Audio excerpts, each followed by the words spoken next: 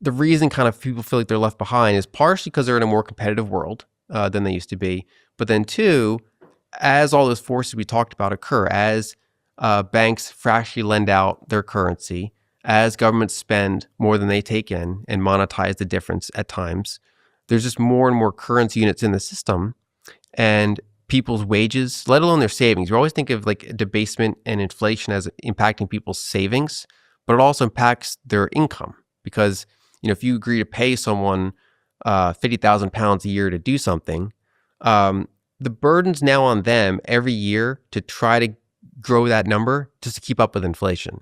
So 50,000 pounds will be worth less, next year than it is this year. It'll be worth even less 2 years from now. And in the developed world, money supply historically grows by something like 7% per year on average. That's a non-crisis year. It's like over a multi-decade period, it usually averages around 7%. Developing countries, it's quicker.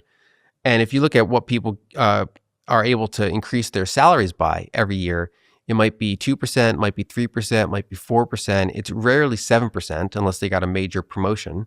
Basically, if they're doing similar work, they're unlikely to keep getting these 7% wages. Or a bonus. And then so after, say, a 5-year, 10-year stretch, they're getting a smaller share of the money supply than they were 5 or 10 years ago, just by having their salary grow more slowly than the underlying debasement. And people kind of look around and say, why does it seem like everything's more expensive? I'm still earning money, but it just doesn't feel like it goes as far. And a lot of times they're right. It generally doesn't go as far. And it's hidden sometimes through products becoming smaller, shrinkflation, ingredients changing in certain products. There's different ways they try and hide the inflation, but they can't always do that. Exactly. And there's also just genuine productivity growth.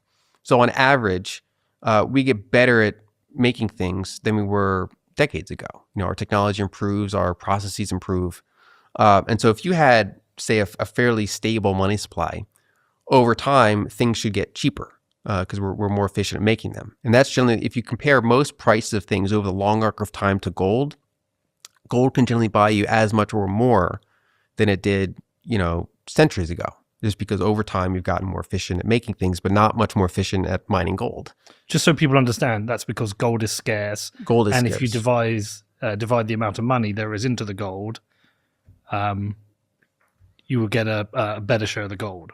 Or basically, if you take all the goods and services in the world, they're growing more quickly. There's more things you can buy, and gold itself is only growing at a pretty slow rate. Right. So it makes it so that each kind of unit of gold generally lets you buy more goods and services than you could a long time ago.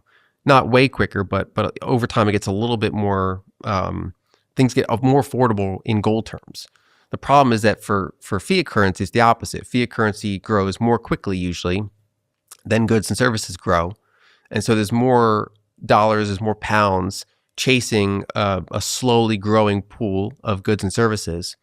And when times are good, like when we're getting way more productive, you might have, say, 7% money supply growth, but things get, say, 3% more efficient to make. So kind of their natural, kind of like, let's call it their gold relative price goes down a little bit. So it feels like, say, 4% inflation because you get 7% more money supply growth, but 3% kind of more stuff or more efficiency in buying those stuff. And so you kind of feel that 4% difference. But then over time, that keeps compounding. And then it really kind of comes out all at once when you have setbacks in productivity. So either because you reach some sort of technological ceiling, or more commonly because you have war. War is negative productivity. You're literally spending money to blow other productive things up. And then in today's world, we have blockages for energy and things like that. And that's where years of kind of hidden inflation can kind of feel like it comes out all at once because we're no longer having those productivity offsets for the ever growing amount of money supply.